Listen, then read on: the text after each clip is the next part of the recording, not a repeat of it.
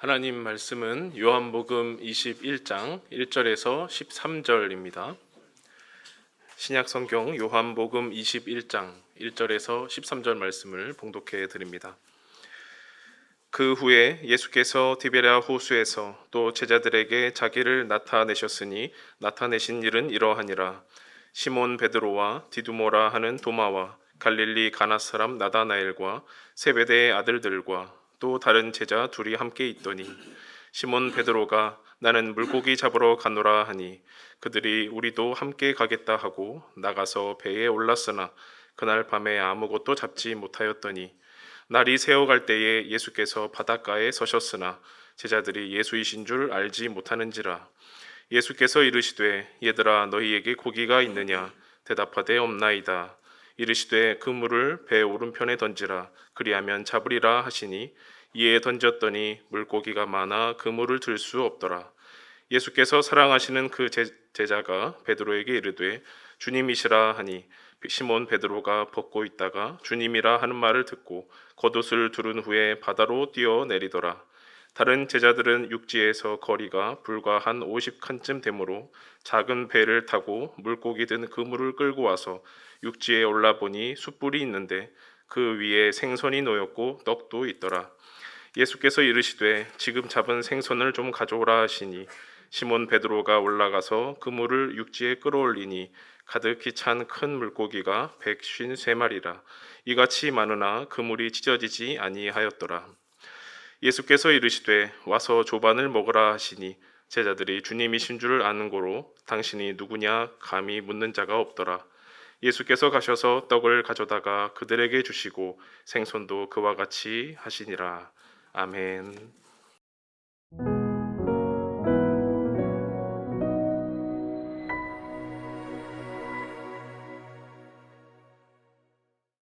우리 옆에 분들하고 같이 한번 인사했으면 좋겠습니다. 식사하셨습니까? 예. 자, 여기까지는 쉽습니다. 그 다음 단계 그럼 나와볼까요? 우리 언제 밥 한번 먹읍시다.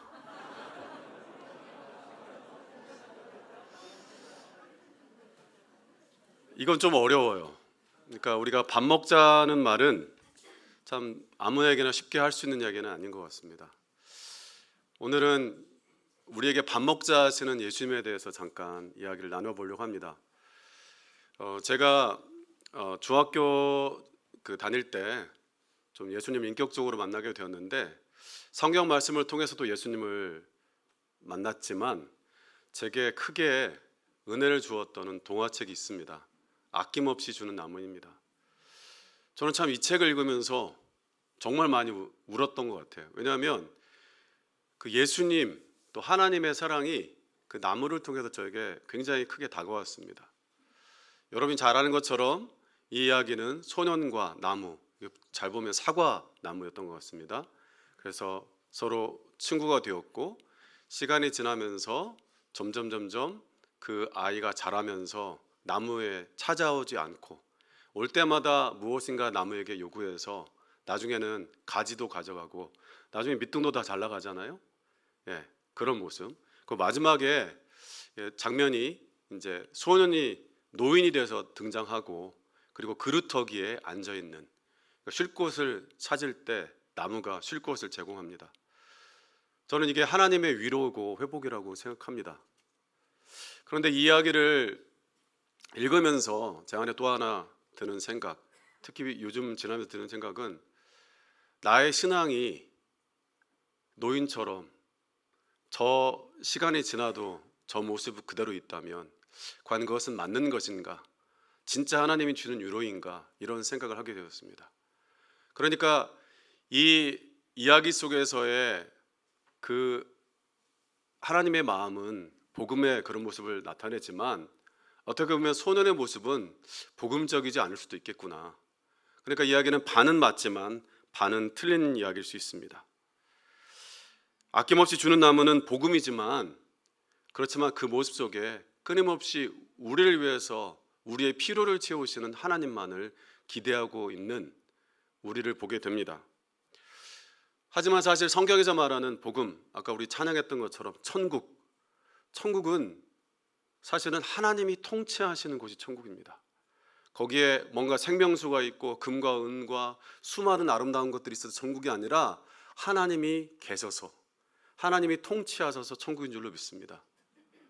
그렇기 때문에 복음은 내 왕국에 하나님을 초대하는 것이 아니라 하나님의 왕국, 하나님의 나라에 내가 들어가는 것입니다. 그래서 기쁘고 그 가운데 감격이 있고 그 가운데 참된 평화가 있는 것입니다. 선교신학자 폴 히버트라는 사람이 있는데요. 그분은 선교신학이니까 이제 외국에 나가서 선교하는 건데, 그분이 회심이 뭐냐?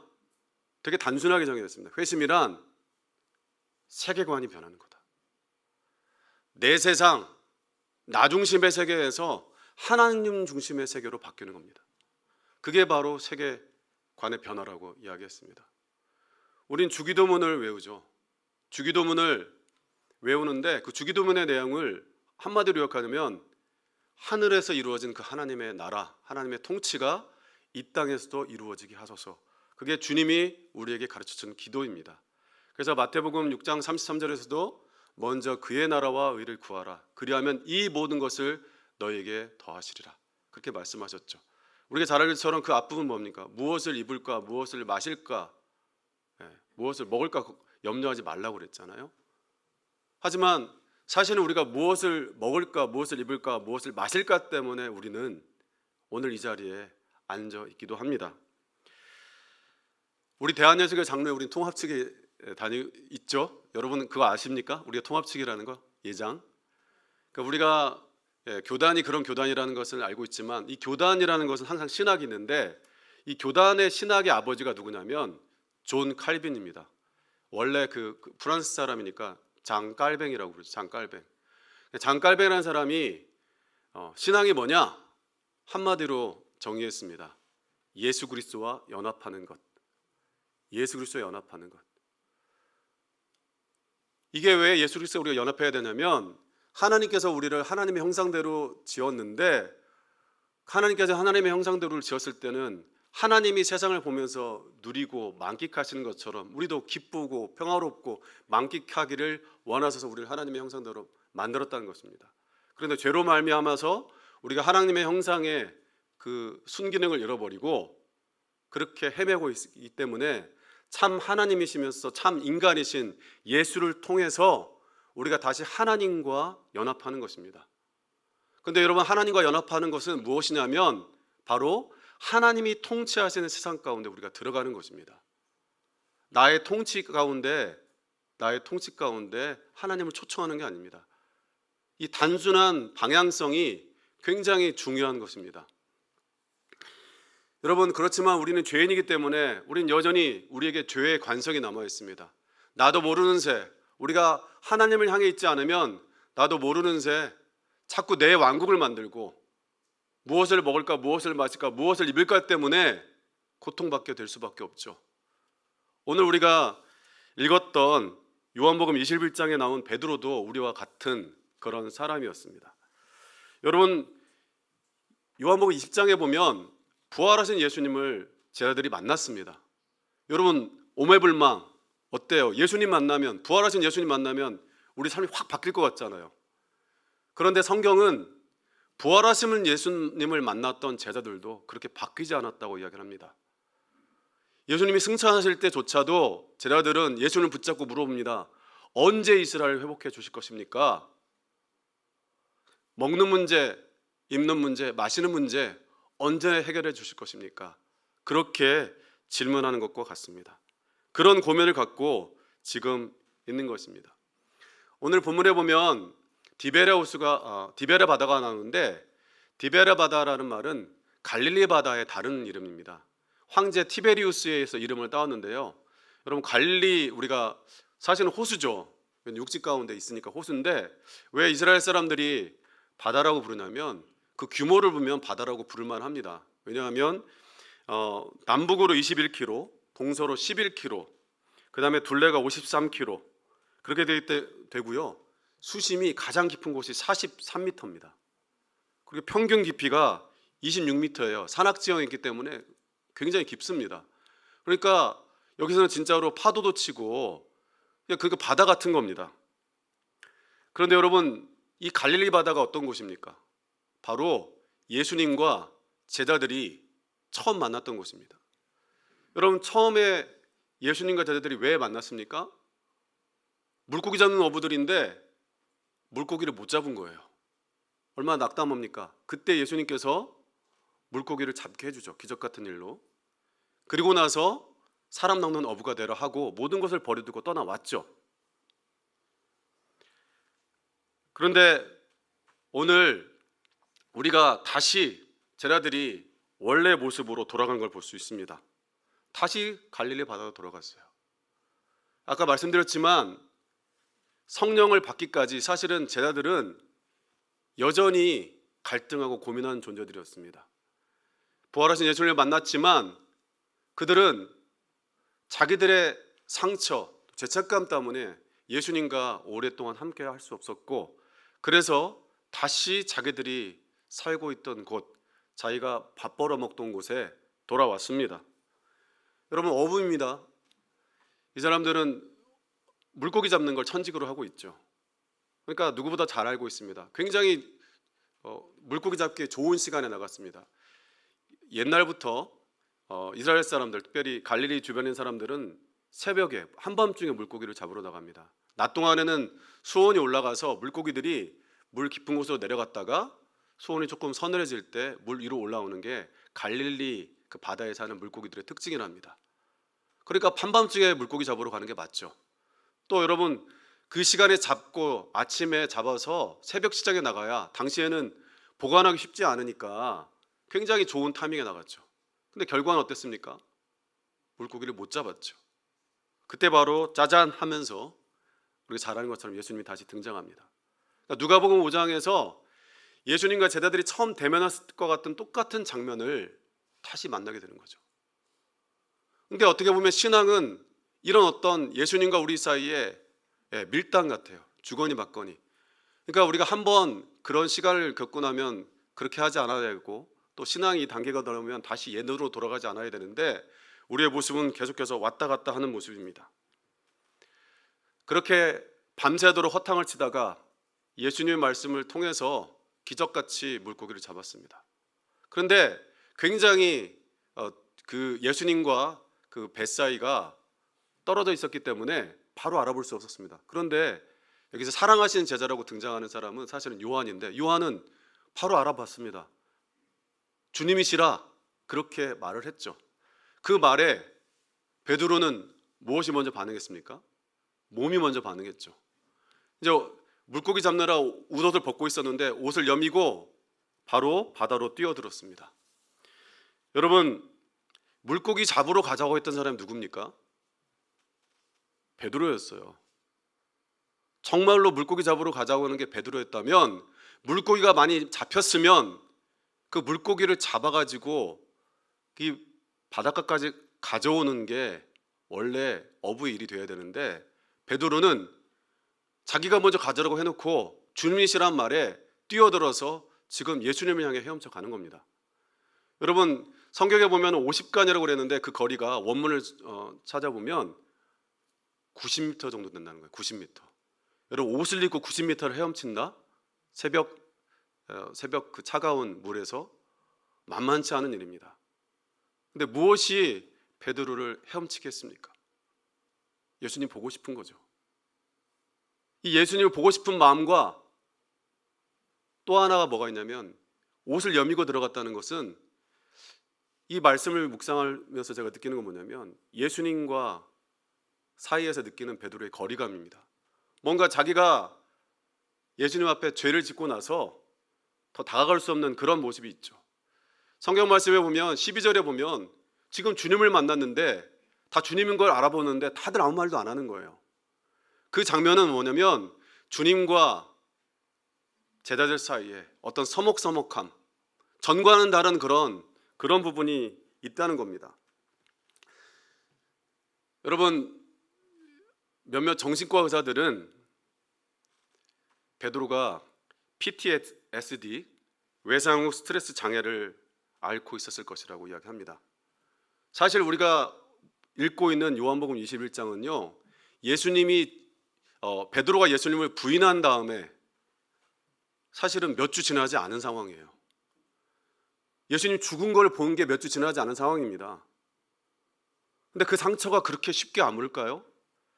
이라크 전과 또 아프가니스탄 전쟁에 참여했던 미군들이 전쟁에 돌아와서 자신이 누군가를 죽였다는 것 때문에 고통받고 또 자기의 전우들이 죽어가는 것을 자기가 아무것도 할 수 없었다는 그런 자책감 때문에 약에 손을 든다거나 혹은 자살하거나 그렇게 그런 외상 후 스트레스 장애를 느낀다는 거죠. 그렇게 고통받았다는 거죠. 지금 베드로도 똑같은 증상을 보고 있는 겁니다. 그러니까 부활하신 주님을 만났지만 주님과 온전한 교제를 할 수 없어서 다시 또 도망가는 겁니다. 여러분, 우리가 잘 아는 것처럼 주님 그리스도시요 살아계신 하나님의 아들이십니다. 베드로가 한 고백이지 않습니까? 얼마나 멋진 고백입니까? 이 말을 당시의 표현으로 옮겨보자면 예수님은 이스라엘의 왕이십니다. 유대의 왕이십니다. 이렇게 고백한 것과 같습니다. 그렇게 고백했던 베드로가 예수님이 잡히시던 밤에 예수님께서 말씀하셨습니다. 네가 새벽닭이 울기 전에 3번 나를 부인하리라. 그때 극구 부인하죠. 절대로 예수님 부인하지 않겠습니다. 절대로 부인하지 않겠습니다. 근데 우리가 너무나 잘 아는 것처럼 그 새벽에 베드로는 예수님을 부인했습니다.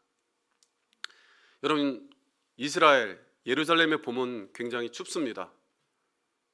오늘 우리가 지금 느끼는 가을보다 훨씬 추워서 새벽에 혹은 밤중에 불을 피워서 마당 한가운데 피워놓아야만 사람들이 거닐 수 있을 만큼 추운 기온을 느낄 수가 있는 곳입니다.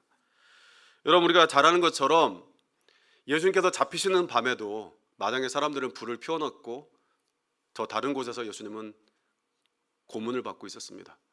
근데 그때 예수님을 쫓아왔던 베드로는 자기 몸이 추워서 고통받고 있는, 고난받고 있는 예수님 먼발치도 보면서 불을 쬐고 있었습니다. 요한복음 18장 18절과 25절은 이렇게 말하고 있습니다. 그때가 추운 고로 종과 아랫사람들이 불을 피우고 서서 쬐니 베드로도 함께 서서 쬐더라. 시몬 베드로가 서서 불을 쬐더니 사람들이 묻되 너도 그 제자 중 하나가 아니냐? 베드로가 부인하여 이르되 나는 아니라. 여러분, 예수님께서 고통당하시고 지금 죽을 지경에 이르고 있는데 자기 몸이 추워서 불을 쬐고 있는 겁니다. 우리의 모습 아닙니까? 예수님의 고통, 예수님의 아픔에 공감하기보다 나의 치유에 먼저 공감하고 있는 우리의 모습. 저는 베드로의 몸은 따뜻할지 모르지만 그 마음은 굉장히 추웠을 것이라고 생각합니다. 베드로가 불가에 나가지 않았다면 어쩌면 사람들이 베드로를 못 알아봤을 것입니다. 성경은 분명히 이야기합니다. 불가라 나왔기 때문에 베드로가 사람들의 눈에 띄었고 사람들이 너도 그 제자가 아니냐? 그렇게 질문했고 그 질문에 대해서 베드로가 부인하는 것입니다. 마태복음과 마가복음은 정말 더 가슴 아픈 이야기를 하죠. 예수님을 저주했다고 그랬습니다. 여러분, 저주는 뭡니까? 죽일 놈이다 하는 거죠. 어차피 죽을 인간이라고 이렇게 베드로가 하면서 자기 살자고 그렇게 했던 것입니다. 여러분, 어떻게 주는 그리스도시요 살아계신 하나님의 아들이라고 고백했던 사람이 어떻게 순식간에 이렇게 바뀔 수 있었을까? 그것은 하나님의 세계, 그 예수님의 나라에 내가 들어갔던 것이 아니라 나의 세계에 예수님을 초청했기 때문에 그 존재가 필요 없어지면 언제든지 부인할 수 있는 것입니다. 나의 필요를 위해서 믿었던 신은 그 필요가 사라지면 언제든지 버릴 수 있는 것입니다. 그게 바로 무속신앙, 그런 신앙 아니겠습니까?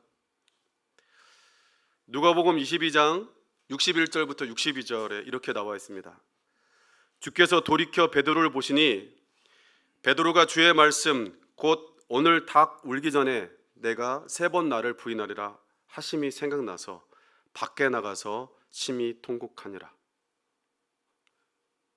여러분, 우리 그림들을 잠깐 보겠습니다. 베드로의 부인이라는 제목으로 렘브란트가 1600년대에 그린 그림인데 여러분들이 여기 예배당에 계신 분들은 잘 보이지 않겠지만 화면으로 보신 분들은 볼 수가 있겠는데, 그림의 오른쪽 그 모서리 쪽에 보면 부인하는 베드로를 쳐다보시는 예수님이 보입니다. 여러분이 나중에 렘브란트의 그림을 보시면 어떤 눈빛인지 한번 보시면 좋겠어요. 그 다음 그림은 1800년대 블로우라는 사람이 그렸는데, 베드로가 사람들 앞에 불쬐다가 이렇게 예수님을 부인하는데 저 뒤에 기둥과 기둥 사이에서 사람들에게 잡혀가면서 예수님이 베드로를 쳐다봅니다. 그 다음에 이제 가스펠 이미지라는 그런 걸 제공하는 사이트에서 나온 그림인데, 베드로가 예수님을 부인하는 장면 저 뒤에 아주 희미하게 예수님이 베드로를 보고 있습니다. 여러분, 여기에서 주께서 돌이켜라고 할 때 그 돌이켜라는 말에 헬라어 원어가 스트라페이스인데, 그 스트레포에서 나온 말입니다. 그것은 어떤 곳을 향해서 몸을 돌린다는 표현입니다. 그러니까 어떤 의도를 가지고 본 거죠. 그러니까 예수님께서 베드로를 보기 위해서 몸을 돌이켰다는 얘기입니다. 그러니까 그 예수님의 눈빛과 베드로의 눈이 마주쳤을 때, 그때서야 베드로가 통곡했다고 누가복음은 전하고 있는 거죠. 여러분, 저는 베드로의 그 고통, 그 가슴의 상처는 그 예수님의 눈빛, 거기로부터 오지 않았을까 생각해 봅니다. 베드로가 그 다음 인생을 살아가지만 어쩌면 그 새벽 예수님과 마주했던 그 눈빛 아래서 여전히 베드로는 고통받고 있다는 거죠. 자기가 그 새벽에 다시 돌아와서 물고기를 잡고 있지만 예수님이라는 말에 물속에 뛰어들 수 있었던 것은 바로 베드로가 여전히 주님을 사랑하고 있었기 때문이에요. 하지만 그럼에도 불구하고 예수님께 아무 말도 하지 못하고 또 옷을 여미면서 예수님께 다가갈 수밖에 없는 것은 바로 베드로의 예수님과의 거리감을 표현해주고 있습니다. 우리도 오늘 또 예수님이 우리를 바라보는 어떤 눈빛 가운데 우리는 멈추어 서 있을 수도 있습니다. 우리가 무엇인가를 예수님에서 열심히 살겠다고 했다가 어느 순간 쉽게 예수님을 부정하고 살아가고 있는 우리의 모습은 아니겠습니까? 우리는 예수님을 따르겠다고 장담하고 신앙의 여정을 시작했지만 한밤중의 추위와 때로는 반복되는 일상의 권태로움 때문에, 우리에게 다가오는 자잘한 그런 것 때문에 우리의 의지와 에너지와 열정은 식어버리고 밥 먹듯이 나는 예수를 모른다, 그렇게 살아가고 있는 우리의 모습은 아닌가 생각해 봅니다. 베드로가 예수님을 떠나서, 부활하신 예수님을 만났지만 예수님을 떠나서 물고기 잡는 어부가 되었던 것은 그렇게 하면 자기가 조금은 괜찮을 줄 알았습니다. 하지만 가슴이 뚫려 있었습니다. 자기 영혼의 구멍은 난 것은 어떻게 채울 수가 없는 베드로, 그것 때문에 고통받고 있는 베드로, 그 베드로를 향해서 오늘 그 아침에 예수님은 찾아오셨고 그 베드로를 위해서 예수님은 아침을 지으셨습니다. 사랑하는 여러분, 우리는 이 모습 속에서 베드로의 이중적인 모습을 봅니다.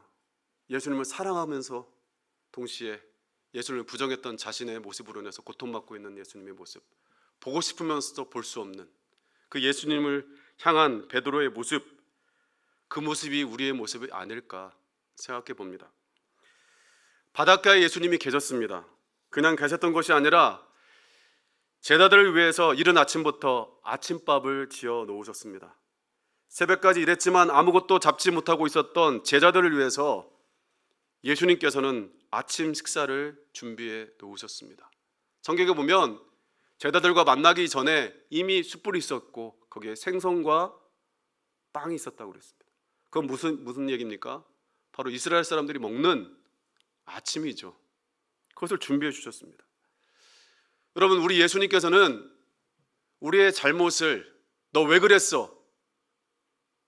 회초를 들고 우리를 채찍질하시는 그런 분이 아니라 우리의 잘못 가운데 고통받고 있는 우리를 향해서 먼저 팔 벌려 안아주시고 우리를 위해서 아침을 짓고 계시는 게 바로 우리의 예수님이십니다. 여러분 엘리야가 광야 가운데 도망갔다가 죽기를 화냈을 때 그에게도 우리 하나님께서는 먹을 것을 먹이셨죠. 여러분 예수님의 탕자의 비유에서 둘째 아들이 부모님의 재산을 들고 나갔다가 다 탕진하고 돌아왔을 때 그에게 회초리를 든 게 아니라 아버지는 그 아이에게 잔치를 베풀어 주었습니다. 지금 그 마음으로 우리 예수님께서 그렇게 아침 식사를 준비하신 것입니다. 헬라어 원어 성경을 참고하면 요한복음 18장 18절에 나오는 그 베드로가 예수님을 부인할 때의 그 불과, 그리고 오늘 요한복음 21장 9절에 나오는 숯불은 똑같은 표현을 그대로 가져옵니다. 그러니까 그 새벽에 예수님을 부인할 때 자기가 손을 쬐기 위해서 몸을 녹이기 위해서 그 했던 그 불가, 몸은 따뜻했지만 마음은 시렸던 그 불가가 이제는 몸과 마음이 따뜻한 불가가 되었습니다. 우리 예수님께서는 옷 입고 헤엄쳐서 새벽녘에 온 베드로의 그 몸을 녹이기를 원하셨고, 밤새도록 물고기를 잡느라 지친 자기 제자들에게 따뜻한 밥 한 끼를, 그 밥 한 끼의 위로를 주고 싶은 게 예수님의 마음이었습니다.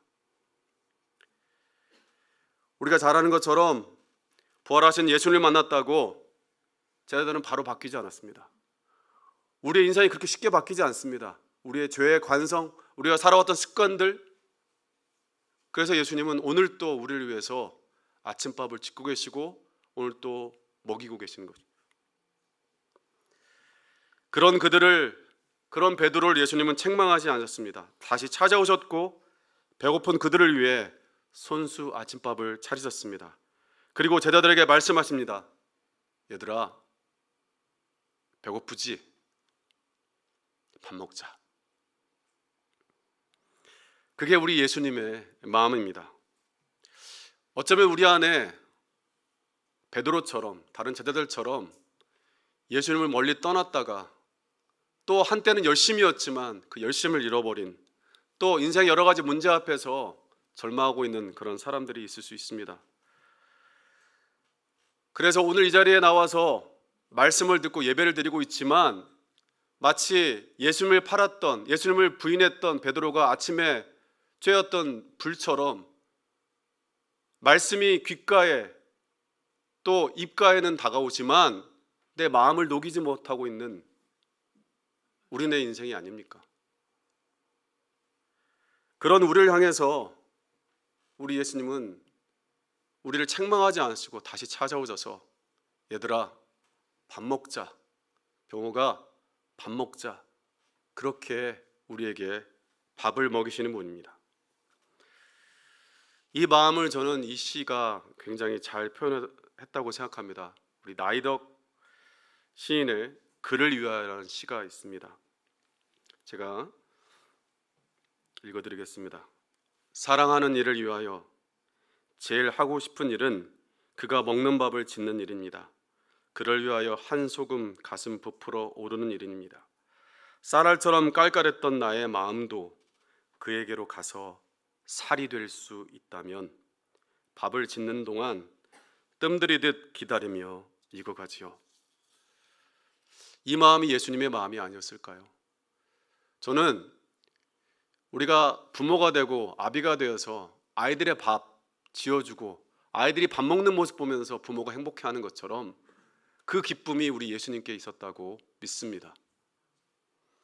지치고 낙담한 제자들을 위해서 아침밥을 차리신 예수님께서 그 마음을 품고 이 아침에도 우리를 먹이길 원하십니다.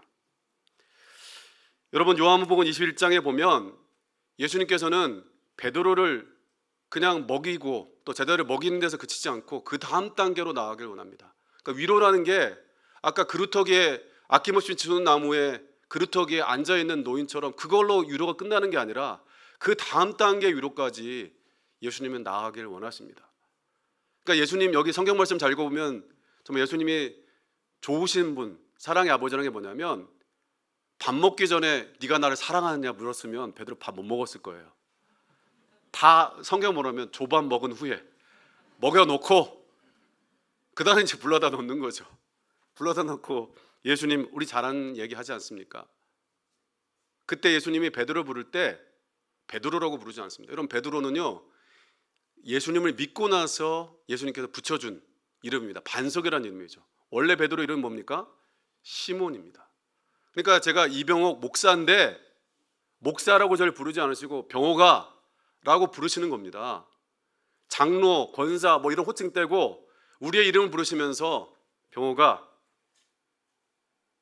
네가 나를 사랑하느냐? 라고 질문하는 것이 그 다음에 나오는 거죠. 근데 여러분, 그 질문 가운데서 첫 번째 시작할 때 이렇게 질문합니다. 요한복음 21장 15절에 예수께서 시몬 베드로에게 이르시되 요한의 아들 시몬아 내가 이 사람들보다 나를 더 사랑하느냐?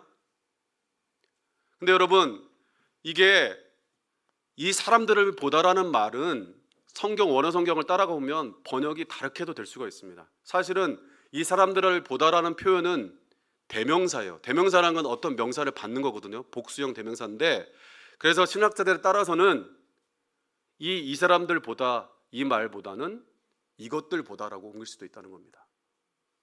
근데 예수님께서 과연 제자들과 예수님이 비교하면서 이렇게 물어보았을까? 저는 그렇게 생각하지 않고 오히려 이것들 보다라고 예수님이 물어봤다고 생각합니다. 그때 이것들 보다가 뭐냐면 바로 물고기 153마리.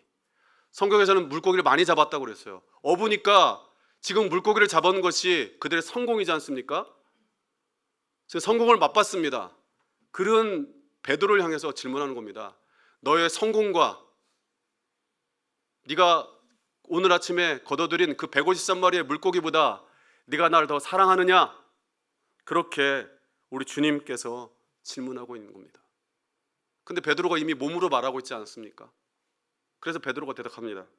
주님, 그러하나이다. 내가 주님을 사랑하는 줄 주님께서 아시나이다. 여러분, 이 본문을 잘 읽어가 보면 그 본문의 내용 속에서 그 베드로의 마음은 부끄럽고 미안하고 죄송한 마음이 있지만 그럼에도 불구하고 주님 사랑합니다 라고 고백하는 겁니다. 우리가 날마다 주님을 부인하고 주님을 배반하고 주님을 이렇게 하지만 그럼에도 불구하고 우리가 주님 도와달라고 그렇게 하겠노라고 고백하는 것과 같은 이치입니다. 그런데 그런 베드로를 향해서 우리 주님 말씀하십니다. 내 양을 먹이라. 우리가 이 이야기를 들을 때 마치 일 시키는 거 아니야? 우리 주님 그런 분이 아닙니다. 여러분, 우리가 자녀들의 먹을 것을 주었을 때 그 부모의 기쁨 아시지 않습니까? 그러니까 그 기쁨 가운데 너도 참여하라고 예수님이 초대하시는 겁니다. 내가 너를 먹였던 것처럼 예수님 먼저 먹였지 않습니까? 너도 양들을 먹이라는 거죠. 그게 예수님의 위로입니다.